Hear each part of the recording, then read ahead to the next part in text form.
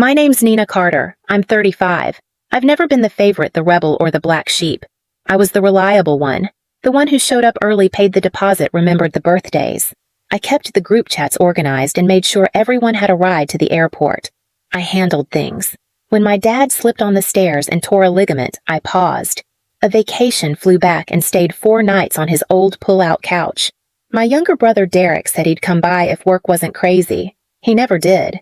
Mom just smiled and told me I was a lifesaver, then asked if I could pick up her prescriptions before I left. Derek Carter is 2 years younger than me and lives like he's allergic to consequences. He's charming, always has been. People say it like a compliment, but when it's your brother and you're the one paying for things, he forgets, it wears thin. He dropped out of college after freshman year and moved home. Then moved out, then back in again. Every time he got fired, Dad blamed the boss. Every time he needed help, Mom said he was just finding his way. I kept mine steady. I've worked in logistics since I was 22. I live alone just outside Portland. Clean condo. Quiet. I get along with my building manager and know the name of the guy who bags my groceries. That's about it. I'm not flashy. I like structure. I like being dependable. But there's something that happens when you're the dependable one. You don't get seen. Not really. The first time I noticed was during a family photo at my cousin's wedding. They wanted everyone in coordinated tones, nothing too loud, someone said. I wore burgundy. It was November. I thought it was tasteful. Later, when they sent out the framed prints, I saw they'd cropped me out. Just needed it to fit the layout, my aunt said with a smile. You understand. I said I did. I always said I did. Because if I ever said otherwise, I'd get the look, the one that says, you're making this harder than it needs to be. So I smiled, I drove, I paid, I showed up, even when no one saved me a seat. I never asked for much. I just wanted to be included without needing to be useful. I wanted to belong without having to carry everyone else's weight. But I'd learned in my family being useful was the rent you paid for being kept around. And one day, someone forgot to collect the rent. That's when things began to shift. It started with a phone call. My mother never calls in the middle of the day unless something's gone wrong or she wants something. That Thursday, I let it go to voicemail. She left one. Hi, sweetheart, she said in that high, syrupy voice she uses when she's softening a request. I was just thinking how nice it would be if you came to Derek and Chelsea's engagement dinner next month. It's going to be on a rooftop, very elegant, just family and a few close friends. Then came the real reason for the call. We were wondering if you could help with the reservation, just to hold it with your card. We'll pay you back, of course. Of course. I listened to the message twice. Then I called the restaurant, booked a private section for 24 guests, left a $500 deposit.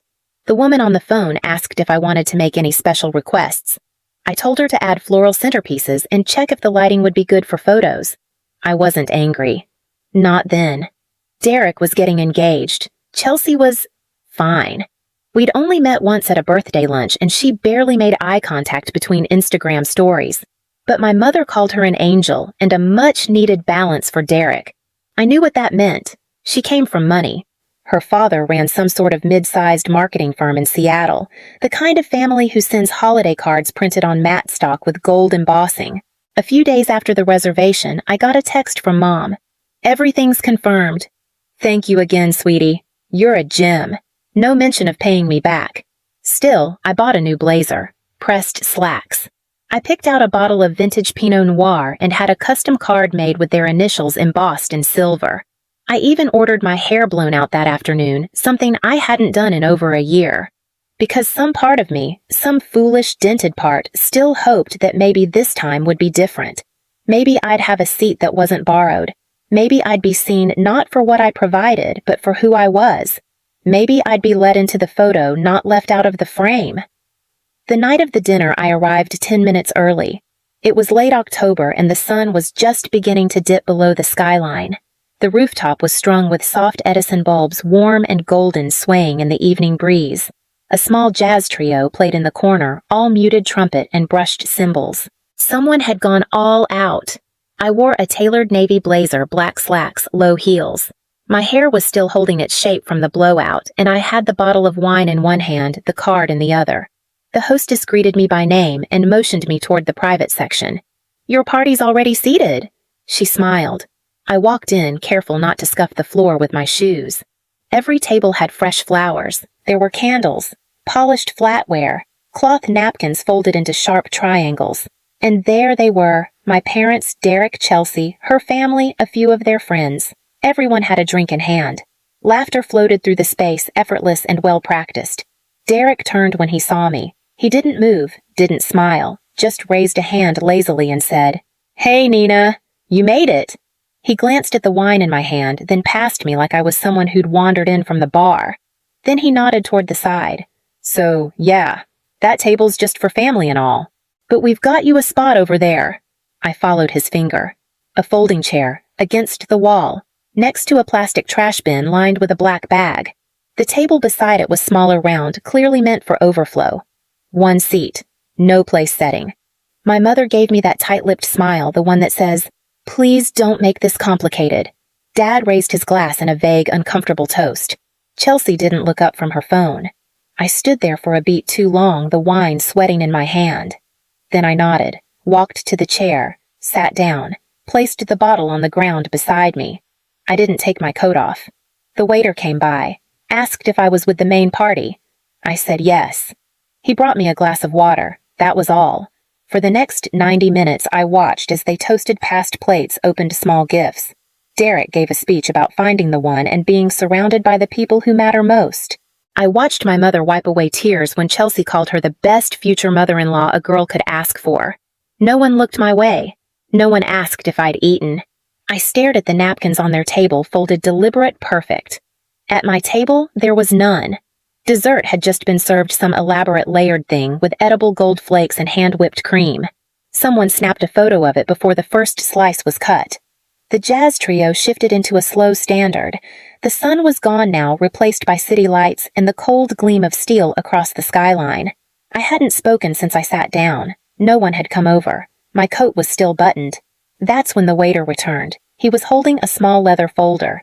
He stopped beside their table and glanced down at the check, then over at me. "Excuse me, ma'am," he said quietly. "The total comes to $3,218. Should I run the same card we have on file?" Heads turned. Derek looked up from his slice of cake. "Oh yeah?" he said, nodding casually. "Nina's got it." The waiter looked back at me. I took a slow breath, then smiled. Not wide, not cold, just settled. "Actually," I said, keeping my voice low but clear, "that's not my table." There was a pause, the kind that sucks the air from a room. "I was told it was for family only," I added. "I'm over here." My mother froze, wine glass mid-air. Chelsea looked up for the first time all night. Her father furrowed his brow. Derek's jaw tightened. The waiter hesitated, confused. "But you made the reservation, ma'am." "I did." I nodded. "I booked it, paid the deposit, requested the flowers. But I didn't eat. I wasn't welcomed. I'm not on that table's tab." No one spoke. You could hear the flick of a lighter as someone tried to relight a candle. I stood, picked up my coat, took one last glance at the folding chair still angled slightly toward the trash bin. Apparently that's where I belong. And I walked. Not fast, not dramatic. Just steady. The waiter was still holding the bill when I passed him. From behind me, I heard Derek's voice, half a laugh, half a snap. "Come on, Nina. It was a joke. You're seriously doing this." I didn't turn around. I didn't need to. I didn't go home right away. I walked for a while down 2 blocks past a bakery that was closing for the night, past a row of parked cars with fog on the windows. I still had the bottle of wine in my hand, still unopened. When I got back to my condo, I left the coat on. Stood in the kitchen for a few minutes, letting the quiet settle. The first message came 30 minutes later. "Derek, of course. You couldn't just pay and talk to me after." Then came one from my mother. "You embarrassed us in front of Chelsea's whole family. Was that your goal?" Neither one asked if I'd gotten home safe. I silenced my phone. But around 10:15 it lit up again. Unknown number. I let it go to voicemail, but they called a second time, then a third. Finally I answered. "Hi, this is Chelsea." Her voice was softer than I remembered. No social media polish, no performative sweetness. "I know we haven't really talked," she said. "But can I ask you something?" I waited. "Did you really pay for everything?" "The deposit? The flowers, that view?" I leaned back against the counter. Yeah, I did. She was quiet for a moment. They told my dad Derek planned it, said it was all his idea, that he paid for everything, that you insisted on sitting apart because you were introverted. That last part made me exhale through my nose. I didn't insist on anything I said. They asked. I said yes. I didn't expect anything back, but I didn't volunteer as a prop. Another pause. Then she spoke again. My dad's furious. He said he wouldn't have agreed to the restaurant if he'd known someone they shoved in a corner was footing the bill. I didn't say anything. I'm not trying to take sides, she added. I just thought you should know. We ended the call not long after that. No tension. No thanks. Just a quiet hang-up like neither of us quite knew what to do with what was left. The silence after felt heavier than anything anyone had said. But for once, I wasn't the one carrying it. By morning, the family group chat was on fire. It had been quiet for days before the dinner. Usually, it only flared up around holidays or when someone posted a blurry photo of a birthday cake. But now, it was pinging non-stop. Mom, Nina, we need to talk. Call me when you have a minute. Derek. You seriously messed this up with Chelsea's family. You owe us a fix. Dad.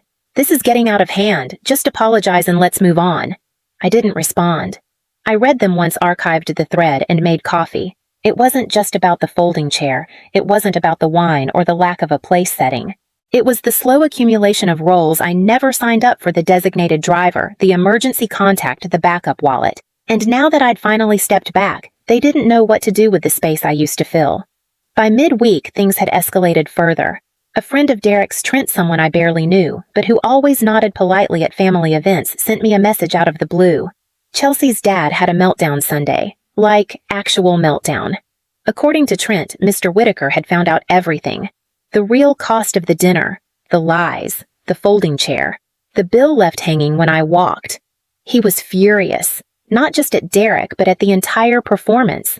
If this is how they treat their own blood, he reportedly said, what happens when you marry into it. The next day, Chelsea moved out of Derek's condo and back to her apartment. The Pinterest boards disappeared. The venue request was canceled. Their shared calendar flights, dress fittings, tastings went blank. Derek tried to call me 3 times. I didn't pick up. He left a voicemail on the 4th. Just fix it. Please. Talk to Chelsea's dad. Explain it was a misunderstanding. You're making this bigger than it is. But it was never a misunderstanding. It was a pattern. And patterns don't break until someone stops dancing. I spent that evening organizing my kitchen drawers. Moved the wine to a lower shelf. Canceled a card Derek had once borrowed for emergencies and never returned. It felt small, but it was a start. That night, I logged into the bank account Derek and I had once shared, back when he was unemployed and needed somewhere to route his last freelance checks. I had left a few thousand in there. Money I'd nearly forgotten. He hadn't. The Spotify subscription was still active, so was his gym membership. 2 food delivery apps, all quietly charged to an account he no longer contributed to. I transferred the balance to my personal savings. Then, I called the bank, closed the account completely. It felt clean. The next morning, Derek called 4 times before noon. On the 5th, I picked up. What the hell, Nina? His voice was sharp, panicked. My card's not working. It says the account's gone. I said nothing. I had dinner plans with Chelsea tonight. I was gonna take her to that Italian place she likes. Now I can't even get an Uber. I let a breath settle before I spoke. I closed the account. You what? You can't. I can. I said flat. And I did. There was a pause, then a shift in his tone, that wheedling, slippery register he always used when charm didn't work. Come on, Nina, don't do this. You're jealous. Admit it. You've always hated that I got the attention. That made me laugh. Not bitter, just tired. Derek, you really think Chelsea's dad is still on your side? Silence. Don't worry, I said. You'll figure it out. You always do. Maybe Mom can open another card for you. Or Dad can talk to her again. That seems to work. Nina, stop. I hung up. That was the last time he called. A few hours later, I got an email. The subject line read, I think we need to talk. It was from Chelsea. I opened the email later that evening. The subject line, I think we need to talk, sounded heavier than it should have. I made tea first, sat by the window, then clicked. It was longer than I expected, polite but unraveling at the edges. She started by saying she hadn't realized how things looked not until everything fell apart. Not until her father started asking questions neither she nor Derek could answer. I was so focused on making it perfect, she wrote that I didn't stop to ask who was holding it all together. She admitted she'd believed Derek when he told her I'd insisted on paying, that I didn't like crowds, that I preferred to be separate.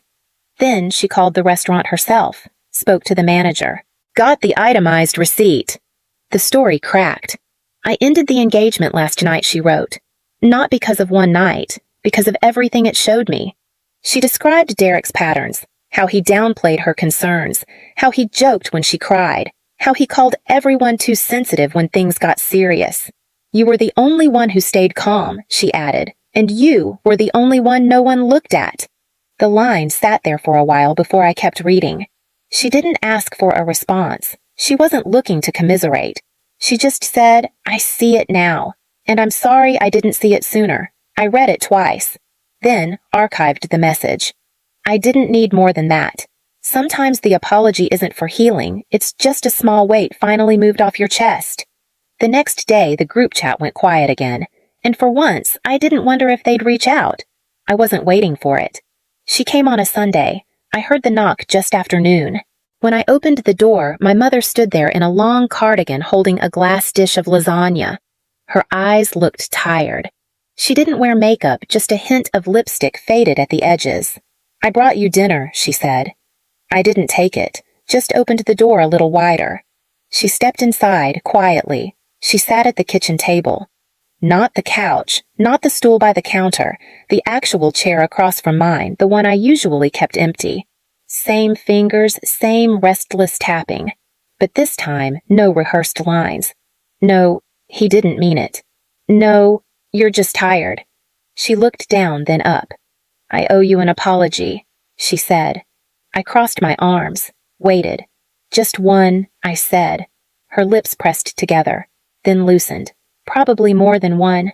She took a breath slower than I'd ever seen her.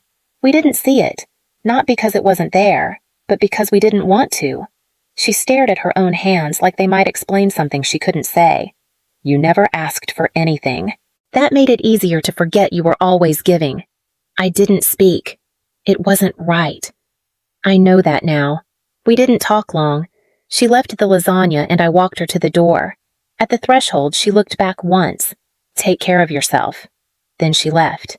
And the chair stayed where it was. Finally, someone had sat in it. A few weeks later, I booked a flight to Italy.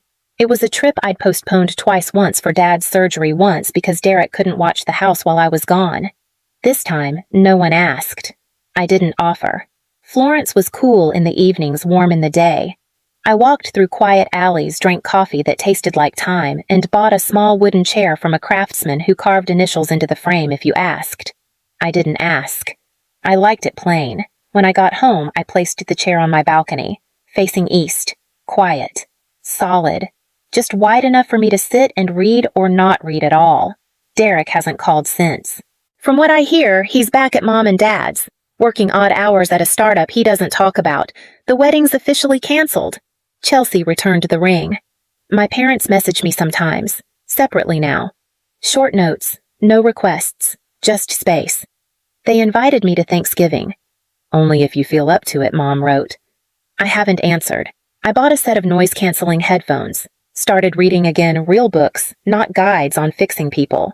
I even found a therapist, not because I was broken, because I'd finally stopped waiting to be seen. I didn't pay their bill that night, but I collected on years of silent debt, and I'm not sitting beside the trash anymore. I'm at my own table, and I chose the chair myself.